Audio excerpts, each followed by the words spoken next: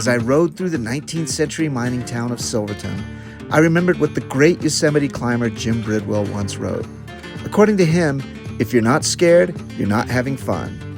Now, I certainly was a little scared, but I don't know if I was having fun. Not that it mattered, though. My goal was to try something new and challenge myself along the way. And if I enjoyed myself while riding my motorcycle over the tall mountain passes of the Rockies, so much the better. Now, I'll grant you, riding from Silverton, Colorado, over the Cinnamon Pass to Lake City and then back via Engineers Pass isn't the most technically difficult riding you can do. Though the high mountain trail over Cinnamon Pass is often considered one of the most challenging sections of the Colorado Backcountry Discovery Route, and Engineer Pass tops out at nearly 13,000 feet, other routes offer steeper climbs and nastier rocks to punish the rider far more severely for their mistakes. Still, for a rider new to the dirt, and given the remote nature of this ride, I think I had reasonable cause for concern. About to head out solo. This is going to be my longest ride for sure. I'm going to be way in the backcountry. I can't deny I'm a little bit nervous because it's a long way to go, trusting my bike. I'm used to doing these sort of trips on my own, hiking, and I know what my body's capable of, but here I've got the unknown of the bike.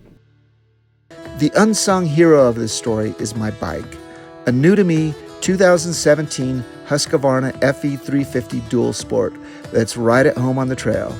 The tall bike's lightweight, lower gearing, and off-road suspension made it a perfect choice for the remote challenges of Colorado's high mountain passes.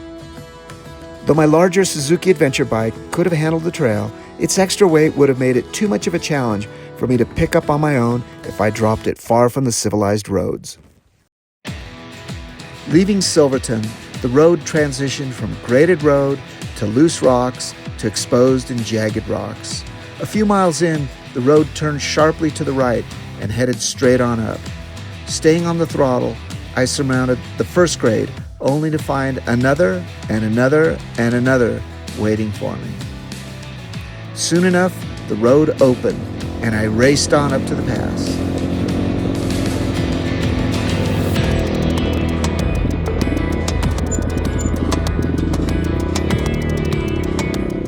Then there it was. All right, well, I'm here with the marmots at Cinnamon Pass. Made it up.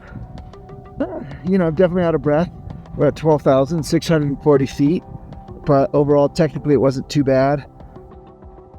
But the technical challenges of the steep road weren't my worst problem.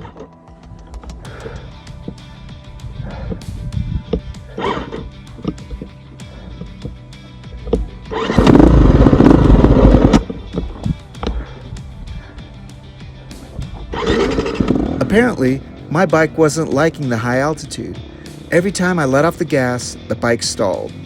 Rocky downhills were the worst. If I let off on the gas, the engine died right when I needed it to power over an obstacle. So instead of using engine braking to keep my speed down as I worked my way down the steep switchbacks, I had to juggle the clutch, brake, and throttle to keep the engine going. It was all a little overwhelming and definitely put me on the edge. Well, that was the tricky section.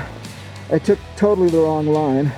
Almost dumped the bike, but stayed on it and made it through. This next section looks a little bit tough, but not as tough as the last part. Soon, though, the road straightened out and eased up. As the day wore on, my biggest challenge became avoiding the side-by-side and other four-wheeled vehicles hogging up the road. Then a group of big adventure bikes blew past me, so I tagged onto the tail of their group. It was nice to have some company and let them pace me down the valley. Finally, after a few more flat miles, I made it to Lake City. The resort lacked the old-world charm of Silverton, but it provided a convenient waypoint for some gas and a needed break as well. Well, here we go. Engineer Pass. It's the next big pass over, and I have no idea what to expect. So hopefully it's no worse than the last one. But we'll see. We will see. Leaving town, steep canyon walls greeted me as I started up the gravel road to Engineer Pass. The old mining trail followed river, aspens, and burrowed mines open for four-wheel drive tourists to enjoy. Speaking of tourists, by that point in the day, the low country was flush with rented side-by-sides, and I just wanted to get away from them and the annoying loose gravel. Eventually, though, the county road ended and the muddy, treeless road up into the mountainous skyline began.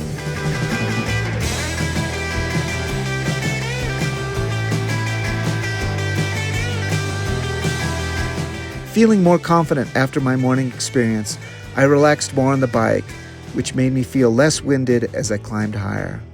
Also, I began practicing new techniques, such as feathering the clutch so I could keep my engine revs up even as the bike slowed.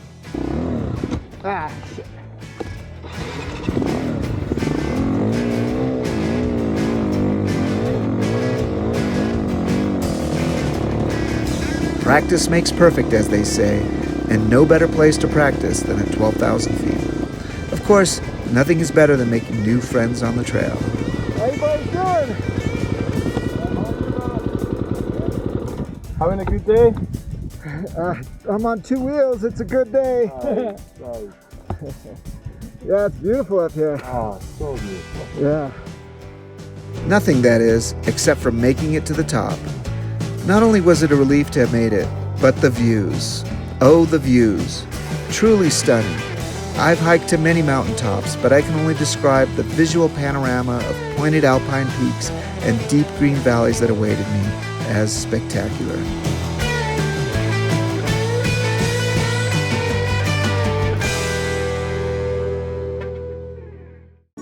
Saying goodbye to the views, I began the rocky descent. Though the endless bouncing around from rock to rock was tiring, going down the beaten road was no doubt easier than going up.